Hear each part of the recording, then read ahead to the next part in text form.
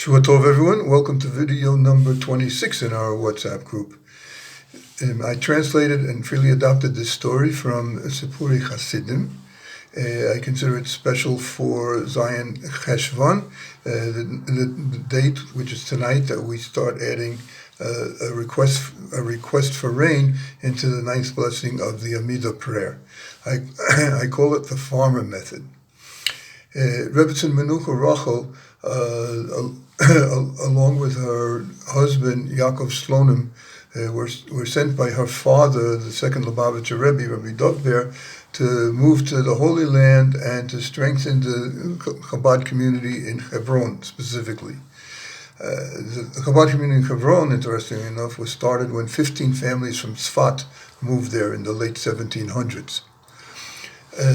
About 50 years after the Slonims arrived and became the center of the community in Hebron, one of the Slonim descendants sailed on a ship back to Belarus, back to White Russia, to visit the Rebbe at the time, who was also his relative, the Rebbe Maharash, Rabbi Shmuel Schneerson. And the Rebbe Maharash asked Rabbi Slonim a lot of different questions about what was going on in Israel, what's going on in Hebron, the economic situation, the spiritual situation. And at some point, Rabbi Slonim said to the Rebbe, it says in Sfarim, in books, in the holy books, that the Jews that live in the Holy Land are very special. Well, I was born there, I grew up there, and I know lots and lots of Jewish people. They're good people, but I don't see that they're any more special than the Jews that are here in Russia. The Rebbe Maharash gave him a hard look and said, "Oh, and you, an expert about being able to recognize lofty souls? Well, let me tell you a story that I heard from my father, the Rebbe, the Tzemach Tzedek of blessed memory.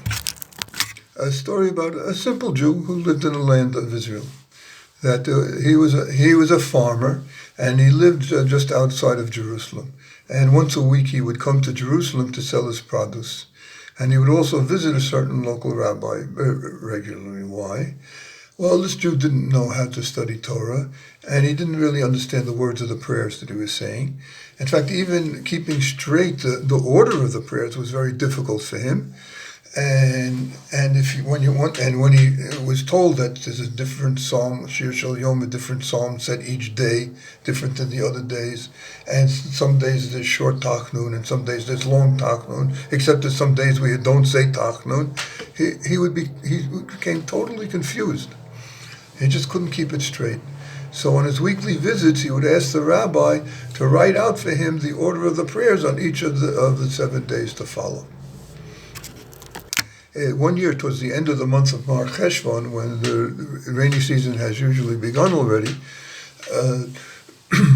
he told the rabbi he asked the rabbi to please write out 2 weeks' worth of instructions, because he wouldn't be coming to Jerusalem every week, because the roads would be muddy and in bad condition because of the rains.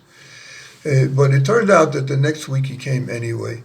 He had some personal matters to attend to in Jerusalem, and it hadn't started to rain yet.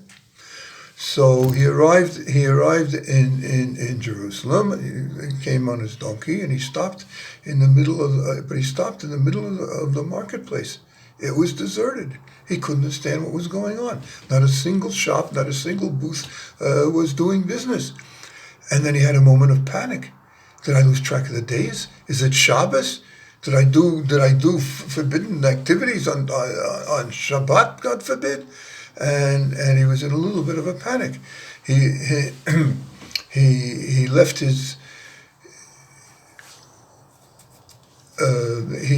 He got off his donkey and he was about to run to the rabbi's house when he saw a single Jew walking in the street, carrying under his arm his talit and tefillin. So he said to himself, "Whoa, Baruch Hashem, it's not Shabbos. He wouldn't be walking around carrying his tefillin on Shabbos." But so he went up to him and asked him, "What's happening? Why are all the stores closed? It's not Shabbat today." And the man said to him, "True, it's not Shabbat, but it is a fast day, a public fast day."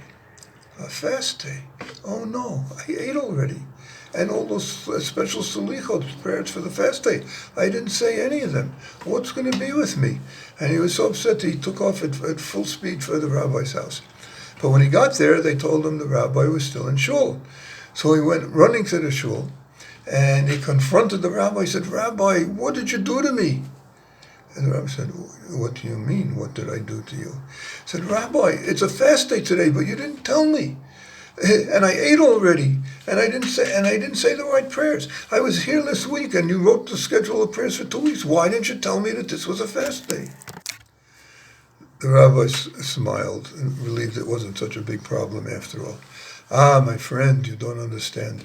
This isn't a fast day for everybody. This is just a fast day for Jews for the Jews who live in this area here in Jerusalem. We're very concerned that the rains haven't started. There might be a drought, and that could lead to a famine, God forbid. But you don't live here. You're not at all obligated in this fast, so you don't have anything to worry about." The farmer said to him, "Wait, I don't understand. You mean when you don't have rain, you fast?" And the rabbi said, "Yeah." "Really? That's what you do? You fast?" And the rabbi said, "Of course. It's even written in the Talmud that that's what you should do. What do you think we should do?" The farmer said, "Well, when I need rain for my crops, I just go outside and I say, 'Father in heaven, I need rain for my crops,' and it rains." The rabbi was taken aback by this. He gave a more intense look at the simple farmer, and he saw that he was sincere.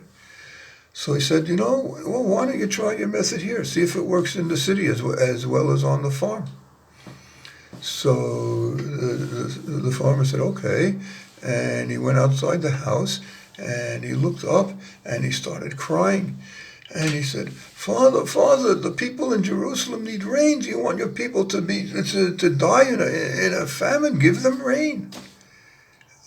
And the skies got dark, and soon thereafter it started raining. So the Rebbe Marash completed his story, and then he said to his relative, Rabbi Slonim, "So do you really think you're qualified to be able to distinguish who in the land is a lofty soul?"